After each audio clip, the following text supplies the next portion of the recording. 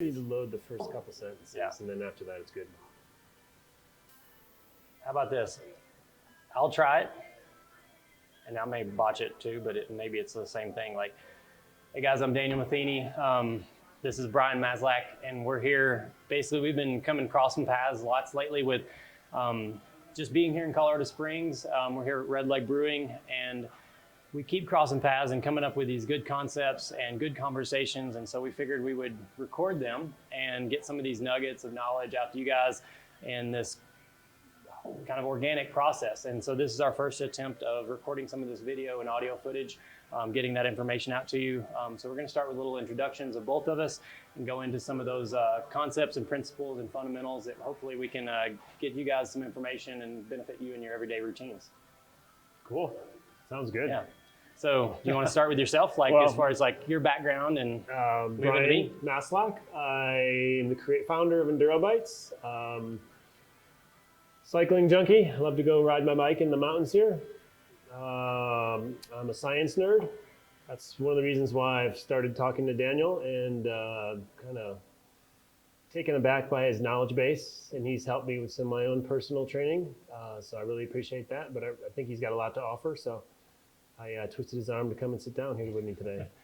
Yeah, and that was one of the things we wanted to do was tell our story and kind of operate a little bit on that from the standpoint of how our paths cross and what the story was. And I couldn't say I've had that much impact on Brian's fitness and his process, but one of the things is with coaching, there's a lot of group rides, there's a lot of races, there's things like that. And I noticed, as a coach and an athlete myself, crossed paths with him and noticed some of the things in his fitness. And I was like, I feel like you could benefit from this type of training and kind of open his eyes to it. Because the one thing as athletes, a lot of us don't realize is we always get stuck in these routines of doing it over and over on our own.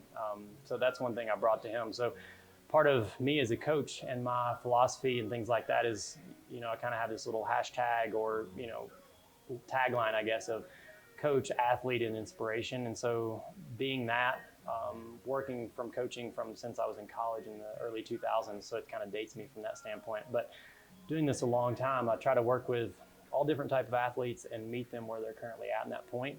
And racing with Brian, it's like obviously we're racing in the same category, pretty high level, things like that, but not at the elite level. So taking the context into it. But noticed he had a great engine, that kind of stuff. But I came to him like, hey, you should, open up the idea and do a little bit different types of intensity.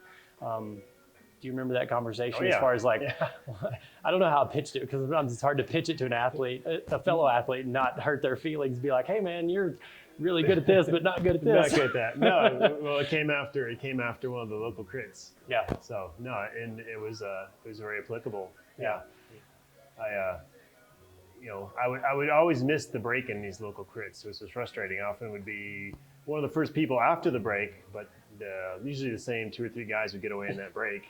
And I'll have to break in like our local crits. It's like they may be small and they're weekday races or something like that, but there's always some heavy hitters that come out. Like being in Colorado Springs, like we have a pretty depth of good talent at the high level. So racing in the 1, 2, 3 race or whatever it was at the local crit, there's always some horsepower showing up. So yeah. No, but I think like a lot of athletes, I got in the habit of just going out and doing the same types of workouts over and over again. It'd been quite some time since I had a formal coach, so I wasn't doing any structured training. And initially I got away from the structured training because when I started Enduro Bikes, having that structured training actually created too much stress because I didn't want to, like a lot of athletes, they stress about not doing the workouts. So for a few years there, it was more just go out and ride when I can, ride hard, but have fun. Yeah. Well, that's the one thing that's hardest part about coaching is like, me being a coach, I would have a hard time being coached because the thing is like I can focus for a certain amount of time on, structured workouts and that kind of stuff, but having a certain amount of flexibility to go out and, just have some free form stuff, but there's a time and place to do some specificity. But, that's also the hard part is like being told like the kind of that nugget of knowledge of what we were talking about is like pulling some of that value out of like how to get stuck out of that rut. And sometimes the coaching aspect is just that. It's like it's easy to go out and do what you're good at or what's fun, but sometimes to be told like, oh, maybe go down this road a little bit. And that's the fun part of like the ebbs and flows of coaching and the coach athlete relationship a little bit. So well, I've been around this industry long enough that someone with your background, your knowledge base, that wasn't the first time we've talked by any means. I welcomed information. There could be plenty of people who would have offered that, and I wouldn't have been quite so welcoming. But no, I respect what you've done personally and what you do professionally. So, anytime you have something like that, shoot it my way. Yeah, and that's the whole premise around this. I mean, I don't think we had like a definitive like name or function or how to get this thing rolling, but essentially it's like with anything, it's almost like the concept of I believe it was I forget the name of the book, but it's basically the concept of ship it, like just get it out the door. Like I feel like there's certain things, like with you being a business owner and entrepreneur of starting different kinds of nutrition products and kind of trying to grow that product line, that if you're doing it right and the fundamentals of even why we're sitting where we're at right now, of like showcasing local businesses. We easily could have been at your kitchen or my office recording something, but we chose like Red Leg Brewery here on a slow afternoon to get something started, and plan on jumping around doing that kind of stuff. Just because like if you're doing the right thing and those fundamentals, then it will kind of rise to the top. It's almost like the cream of the crop, I guess. So if we can kind of get some of that stuff out to these people and focus on that, then it's good for everybody. If you're watching this, you might already have seen some of the videos of me, but Daniel may be a new entity to you. Yeah, I don't think I've got much out there. So who are you?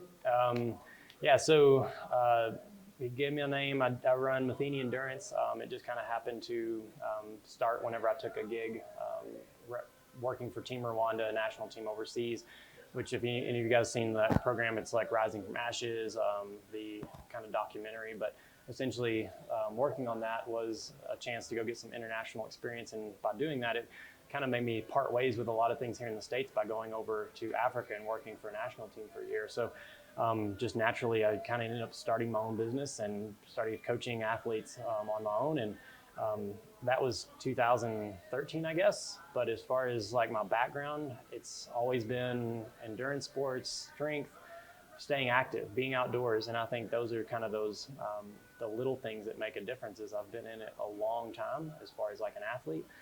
But, we were going over some of the, I guess it's Palmares or whatever, like the race results and stuff like that. And to me, a lot of that stuff didn't make a difference. But a lot of people think that's some of the bigger things, like, I'm a couple-time national champion, 24-hour national champ from here in Colorado Springs.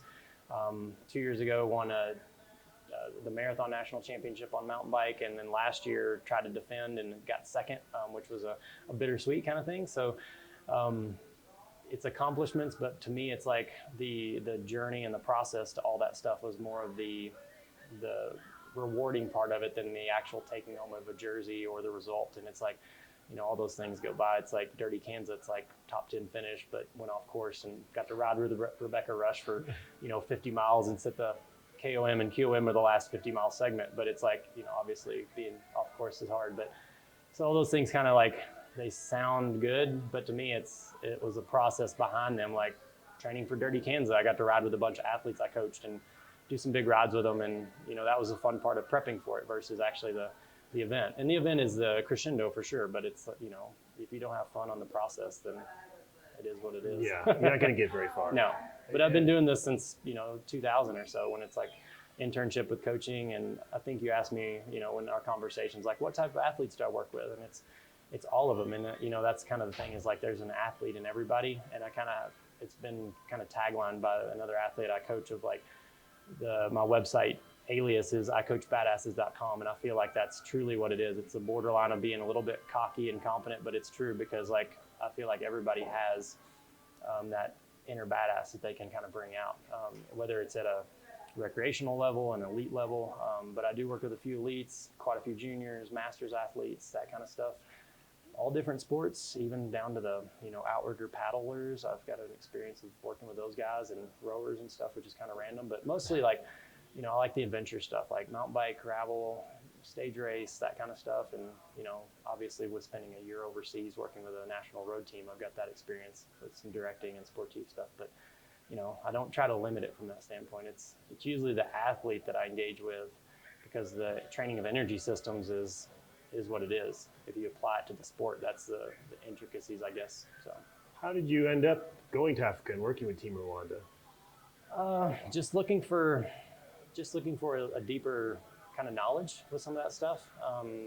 Not to say that there wasn't more places to get that experience here, but I feel like they were in need, and it was one of those things where to work at that level, I wasn't going to get my foot in the door here, but just because of like it was pretty established. There's a lot of Americans working with American teams. And, politics. Yeah, well, not necessarily. I guess it could be politics, but more so like it looked like an opportunity and a need. Like they have a hard time getting people over there. And for me, my wife had spent some time in South Africa, and I'd kind of gotten into the cycling industry over there just a little bit. And so I was like, wanted to expand my international travel, and I was like, this is a good chance, and there's a need. One of the other coaches I worked with, Dave, had been over there and highlighted Dave Mack, how good of an experience it was. And, you know, there's something to be said for like, you know, it was a slightly paid gig, but mostly volunteer because of like what the guys are making over there is just like, you know, you wouldn't make a month's pay for what some of those guys are making, you know, for, you know, what we make over here, but it's a different, you know, economy scale. So it wasn't like full paid gig. So it was like, all right, before starting a family, because I know you mentioned that as far as like what I do, it's like I've got 2 kids now. Before, when I went to Africa, I didn't have any kids. So it was like, I either do this and get some international experience or I don't. So what was the primary objective when you were over there working with Team Rwanda? They wanted to take their team to the next level. They went from Team Rwanda to Team Africa Rising while I was there through the like directorship of Jock Boyer and Kimberly. They're kind of like leaders. And they'd been over there for almost a decade or maybe a little over. I'm having kid brain now, I guess, since it's been a few years. But essentially they were focusing on winning their home tour. They have a Tour of Rwanda, which is a UCI race. And then they were trying to basically like get their team out of Rwanda itself to travel internationally. So it was to grow to Eritrea, to the other neighboring African countries. And like, you know, Rwanda is like the size of kind of like Maryland, like a state here, but then all of other Africa is huge. So, you know, essentially like just traveling and getting some of those races is hard for those guys. So it was to increase funding. But it was the first year under kind of my coaching and directing that they actually did win an individual yellow jersey in their home tour and the GC win for a team. So it was kind of like a big status. And I'm not saying it was anything by mine. It's been a long time coming. So all the coaching that had been leading up to it, but I just felt like I got lucky to come in and really connect with a few people whenever they were transitioning to finally like get over that hump. And then it was like amazing to see like what that did for their confidence and what they're capable of. So some of the guys that I tested, you know, because that was part of my other gig was besides like leading coaching and programming and skills and stuff like that. We implemented like a girls program and got like some of the women up and running. And we tested a bunch of athletes that basically just rode single speed bikes, delivered, you know, their local produce and stuff. But it's like come in, strap them into shoes they'd never been on, like clipless pedals, put them on like literally a Velotron and say like, here's a ramp test in language like they don't speak English and I don't speak Kinyarwanda, and test them and say like, do you have the capacity? And some of them, it's like, it was amazing. Like some of these kids had never pedaled a racing bike and they'd put 6 watts per kilo down at the end of the ramp test. And, you know, VO2 max is in the almost like upper 70s to 80s and had never trained per se. All they did was deliver cabbage or potatoes or something to their local market. And it was like, all right, like a few of the kids that we tested went on to ride for, you know, like the team with Mark Cavendish, like, you know, they Dimension Data. One of them won a stage in the Giro in a solo breakaway that was like, you know, just tested him, pulled him into the program when I was there. And then it's like, see them a few years later and it's like, wow, That's awesome. it's cool to see like the progression. And I mean, even a few of them are here in the Colorado State Champs last 2 weekends ago, like racing, and they're come here and train in Wyoming and stuff like that. So it's like they're somewhat of the goal achieved, like get out of the country and get some exposure. So was the races and the race scene much different than you've seen here? Oh, sure. Yeah. How so? I mean, they do all clubs there, and like Rwanda is like a state itself, but to get out of the borders is sometimes an issue. Not so much for the locals, but essentially like there's just not a lot of great racing. So it was like the clubs put on local races, or we started doing like our local like series a little bit where they compete against each other. But there's not just an endless race series to like, hey, let's travel around the country and do all this stuff as far as like getting the experience. So that's one thing that was hard was they had the fitness, but the race capacity to like test themselves and they know who the players are because they all ride and race with each other from that program. So they always kind of just, let the plays kind of filter out because of that. So to get them out of there, knowing who's who in their own like fields, it's like us racing here. It's like, oh, that's so and so. He's gonna attack again. He's a good sprinter. Or that guy's gonna wait to the end and finish it, or he's gonna break away solo. It's like you kind of know the players, so it's a little bit different from that standpoint. How were the road conditions? Actually, amazing. Really? Yeah, like the road conditions there were, besides like they overloaded trucks and blew them up on the roads, so there was lots of oil slicks. But essentially, the roads that were main roads were buttery smooth. Like it was just amazing. They call it the land of 1,000 hills, and just like huge rolling terrain everywhere, big climbs, just all around these lakes. So it's kind of like the same altitude as here in Colorado Springs, so just about 6,000 feet. But it's right at the base of where all the gorillas and stuff are that they've done a bunch of the documentaries on and stuff like that. But amazing, but it's just like humid jungle, and it's close to the equator, so it was literally like the same temperature year round except for just rainy season and dry season. So kind of interesting. Cool. Sounds like a lot of fun. Great training. But if you did any big, like it was a lot of out and backs, because if you didn't stay on the main roads, they were basically like out and back with like spurs off, and then they turned to gravel at the smaller places. So it's like one of my days off, I was like, I want to do like a tour of Rwanda, and it's like it was 200 and something miles to make a loop without doing an out and back in one of the 4 quadrants, because you run into like one of the borders of the next country, like Uganda on one way, and it was like that road was pretty potholed, but essentially like you kind of had to be strategic with where you went. So Cool. Yeah.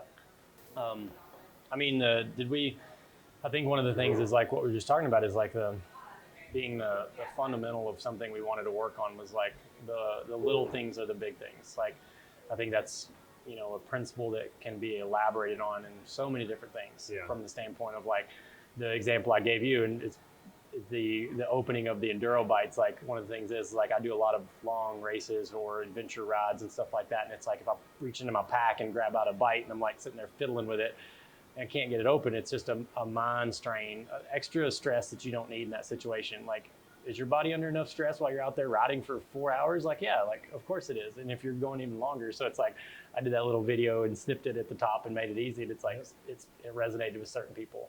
And I know I've mentioned that with you in the past. Yeah, like you've changed it Yeah. several times, but it's like there's no right or wrong way. But it's just like as an athlete and a coach, those little things that I try to pass on to people are things that, like myself, I don't even think twice about. And sometimes like when I see something, like other people do it too, like they put things out there and I'm like, wow, I did not think of that. That's amazing. Like, and that's the thing that's like, I think we can bring to the table with this kind of format is what are those little things that you take for granted, that I take for granted, that maybe people we interview take for granted, that aren't normal processes for everybody, because those little things done repeatedly well make big changes, and people don't realize that. Well, and, yeah, everyone's looking for that yeah. one big magic thing that's going to make them a better cyclist Yeah. or a better athlete or whatever it might be. And usually it's the little things right in front of their face Yeah. that they're not doing consistently, Yeah. or if they're doing it at all. Yeah. So instead of searching for some marketing spiel, just do these little things, do them consistently, and you're going to be so much further toward your goal. Yeah. So that's why when last time we talked, you brought up that concept, and it clicked with me. Yeah. So I thought it'd be really cool.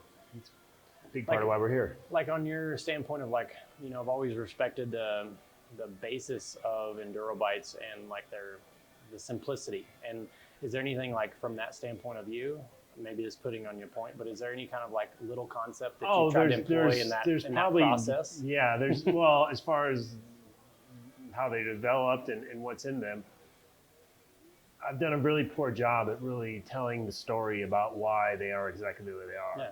Well, why not now? Well, do these people know the story of why they are what they are? It's good question. And I'll pause a second, and I ask that because like the Enduro bikes to me is one of those things like I'm kind of a foodie. My wife is, like, she's doing nutritional therapy association stuff. We're really trying to feed our kids correctly, feed our bodies correctly. Do we always get it right? No, but Sure. It's like I joked with Brian on one of these things, like, and I sent him a picture of like my toddler at the time, and she's going to turn 4 next month. But it was like I gave her one of the Enduro bites, and if there's a nutrition product that I'm okay with passing on to my toddler, then I'm like, that should be good. And there's certain times where there's certain nutrition products that, obviously a toddler shouldn't have, but it's to me, it's a real food movement. And so that was important to me because like there's times whenever, I use Enduro bites, but do I use them exclusively? No. And that's an honesty between, Sure. the product Well, and there's times where they're not the best choice Yeah. if your intensity level is real high and you need something else. So it's like, what is, back to the question I asked, like, well, what is that simplicity or what is that, the little thing?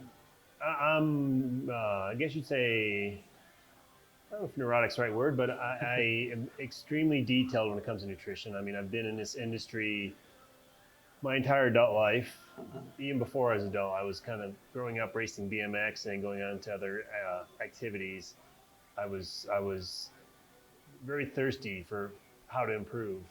And nutrition, one way I was trying to find ways to improve. Look back at some of the things we did, they're really silly. But as a 15-year-old racing BMX, we all did without good guidance, the waves of what we've done silly and smart through the years has probably been crazy. Yeah. So back to your question, like every ingredient in there was really there's a reason for every ingredient in there. It's not just because that's cheap or that's easy. From a performance standpoint, most nutrition products are developed over about a 6-week period. I've developed other nutrition products in a 6-week period in my other job. Enduro bites were developed over the course of years. Initially not to be commercialized at all, just for my own personal use. And then after moving to Colorado Springs and getting is that why it's kind of like the tagline is like racer tested, rider approved, or is that kind of how it goes? Yeah. Okay. There's definitely a part to that. Yeah. I say that because like I said, there's a lot of racer and talent here in town, and it's like I know definitely some early iterations of out on the scene before it was live. So I'd be out and training with people who went on to win some really big races and some big names who I'm not going to use here necessarily, but yes, to answer your question without going in for another couple hours just on Enduro bites. Yeah, but I think that's one of the things is like when you look at the ingredient list, and not that this is a shameful plug for Enduro bites, but it's like when you can read the ingredients, when you know what they are and they have a purpose, and it's like and I may be wrong on some of these purposes, but it's like, whenever you choose not to use preservatives and they will go bad, like a lot of people are like, oh, that sucks. But it's like, if I know a product is going to expire, then I'm probably not putting the preservatives and stuff in my body. It's like coconut oil is a natural preservative, and so it's in those, and it gives, free fatty acids and stuff like that. So the vast majority of comparable products are all mass produced. The vast majority of them are made by contract manufacturers. Most companies don't make their own products. Mm-hmm. Most companies are merely just marketing companies. They're branding companies. They create a brand. They work with a contract manufacturer to develop a product. In most cases, it's not necessarily the best thing from an endurance athlete standpoint or any athlete standpoint. It's produced more from the standpoint, will it sell? Yeah. So, a lot of Enduro bites are not done, well, most of Enduro bites were not developed according to conventional wisdom as far as developing a product. Yeah. They were developed with athletes in mind, myself included. I'm not the athlete that a lot of my friends are, but still, I wanted to, especially moving to Colorado Springs, I got a rude awakening how good some people are. Sure. And to go out on some of these training rides that I was lucky to get invited to. I remember the same thing as like a bitch smack in the face. Like I moved from Nashville, Tennessee, and came lucky to come to Colorado, and I came out here and I was like kind of in between jobs and lucky enough to do that. And I was like living in Denver before I moved down here, and my wife was like, you don't have a job currently, or you're helping out with a local shop that has a performance center, like use this time to get out. And like she came home one day and I was like cleaning the like slats in the blind because I was just like kind of neurotic, like what do I do if I don't have anything to do? And I went out and she's like, go ride, go race. And it's like I went up to some of the like weekday races in Breck, and it's like I remember getting just like hammered by the like, not only the pro fields, like I came out here as a pro, but I got dropped. I got, the juniors passed me, all the female groups passed me, a single speed, and I was like, yeah. And it was like a 6 month of just like, beating my head in the dirt to get up to speed of like, all right, might be a Cat 1 or comparable to hang on to the back of the train. it's a deep field here. Yeah. It's a different world. I've been lucky to ride a lot of different places, and from that standpoint, it's a special place. And just touching back on Enduro bikes, it was a great environment too to develop some products and get them in, people's hands. People were out doing major professional stage races or mountain bike races, triathlons, whatever it may be. Yeah. Really lucky to be here, and I think it's influenced not only me but Enduro Bikes as a company and what the products are. Yeah. So, and I'm sure it's influenced you as a coach and an athlete as well. Yeah. So I think one thing we wanted to do is circle back around and make sure that, there's that applicable piece of something that, we covered on earlier was like whenever I brought it up to you of like how we changed something or just a suggestion that I made and what the details are of that. So somebody can do the same thing, because pulling yourself as an athlete out of that rut of doing the same thing you're good at. And from a coach, I noticed that you were good at kind of dieseling. Like you had a solid threshold. The crit we were in, like lots of talent, but essentially like how was I able to make the break early in the day and then get pulled back in because I'm stupid enough to go off that hard and blow up because I didn't have the depth and repeatability to do it. But then it was like, holy cow, how is he still pulling us around at this kind of power output? And then my suggestion was like, hey, you should do some intermittent stuff of like, higher than threshold power and make sure you go into the red. And my suggestion was like a simple workout of like shuttles, lactate shuttles or VO2 max shuttles, going one on, one off. And, Brian went and ran with that and, made his own modifications down the road. And that's the thing of coaching that is, kind of organic. Of my philosophy of coaching is, my goal is to coach myself out of a job per se with people, because I want them to know what to do in real time instead of like having to call me or text me and be like, oh, I'm out on the road, what I need to do, or I'm out trail riding. And that was what he did, is he went and did some of these one-on-one offs and build them into his workouts. And he was like, how frequent, how often should I do this? How many reps? Well, your recommendation came at a great time, because I had some good fitness, but I was eager to start some structured training again. It had been a few years since I had a coach or did any real structured training. So there'd been a few weeks, maybe longer than that. I knew that I wanted to do that again. I knew I had some competitive objectives this summer that I wanted to do, and I knew that I needed to get back to that to take me to that next level. Sure. And then I went out to the Malibu Gran Fondo. It's actually a 3-day invitational, the Malibu Invitational.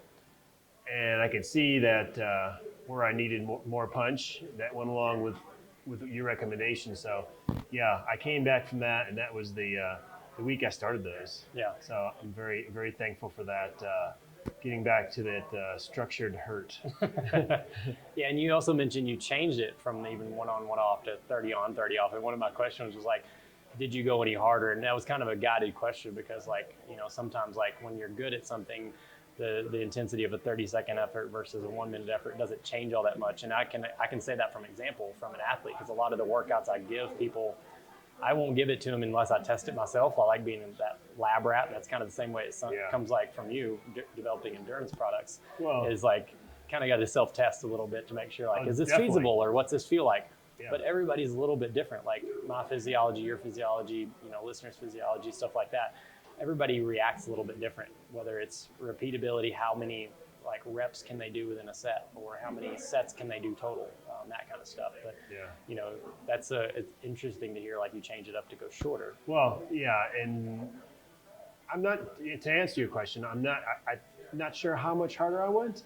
I know that going for a minute long, part of it for me is you're going out hard for 20, 30 seconds, and then you're trying to maintain it. Yeah.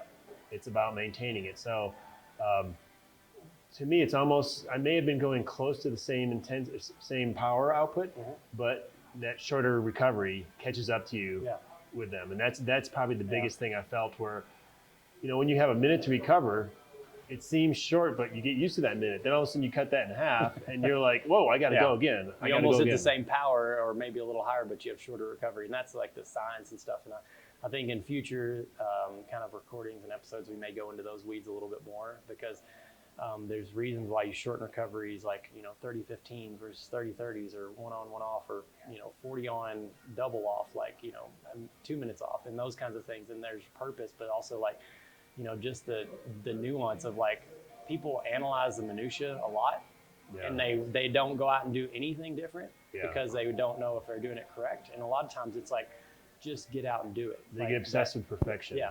And that's a poor thing of like, if you're not doing anything because like you're kind of like the paralysis by analysis, then get past that point and get out. And even if you don't know exact percentages, like nobody said like, oh, what intensity were you going at, Brian? Like I could give some ranges, but that's not really the point. It's like, just get out there and do some efforts where you change the intensity.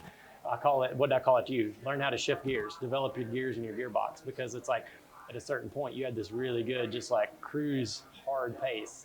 But when you go over and under, and it wasn't like complete recovery or complete full gas of what you could do in a 1 minute max, but that develops how many gears you can shift, not on your bike, but how many, your body, your physiology. No, I'm going back to a race I did this spring, the Chino Grinder.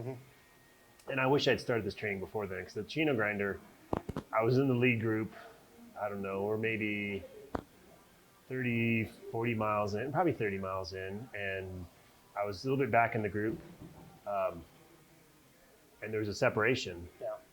And based off my physiology and everything else, I was just trying to steadily pull that group back when I should have just buried myself, got back on that group, and I would have been golden for quite a while, because that group stayed together and they were working together. Instead, as it worked out, I didn't quite catch the group. I was chasing them solo. One younger rider bridged up to me.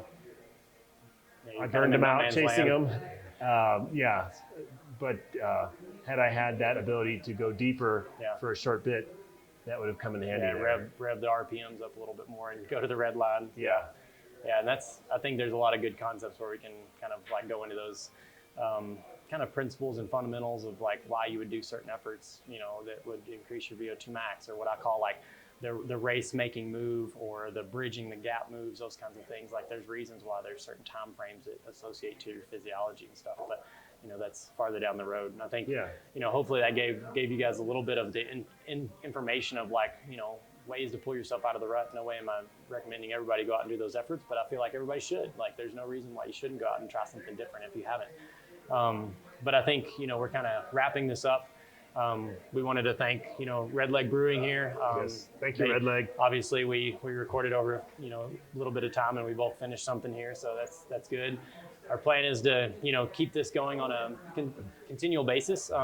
Basically, do recordings at other local businesses that I think that kind of fit our mission of this, of like people that are doing the right thing, promote those people that are doing it. We may do some recording at our own places and stuff like that, but also just keep some consistent content coming out to you guys, and make sure that we just have those conversations and pass on that information that maybe we don't think much about it, but maybe you guys take home some good information. If there's any topics you guys want to hear us talk about, or have us discuss, or location you want us to go, we'll be doing most of these in Colorado Springs initially, but I've got some ideas elsewhere along the Front Range and in Colorado. Whether it's a cycling company or other outdoor endurance sports, nutrition, food. There's some really good coffee shops I hope to visit. So maybe other breweries, we have no shortage of those. And I guess with the whole premise of this thing is like the umbrella or the scope of this is not limited to or not expanded to almost anything. So it's a matter of like, we want to cover, endurance sports, nutrition, like all the different things. There may be some random topics, but we may make 90% of the people unhappy some of the time and 10% of the people happy. I'm good at that. But that's okay. Like hopefully we can cover some of the topics and do some of that stuff along the lines. But the questions can be something where you guys got that. And also in general, we joke because at this point we were joking about not having a name and that kind of stuff. So that if you have comments of what we should call this kind of suggestions, adventure, send them our way. Maybe we'll do a little contest and give some kind of prize package out or something like that of like, what's the name of this thing going to be? So, maybe it's a flight of beers or something like that. It's the Chronicles of Brian and Daniel at this point. So cool. That's a working title. Let's go with it. So thank you guys for listening. We've had a great time sitting down before. Thanks. I look forward to it. Yeah, awesome. Cool. See you guys. Thank you.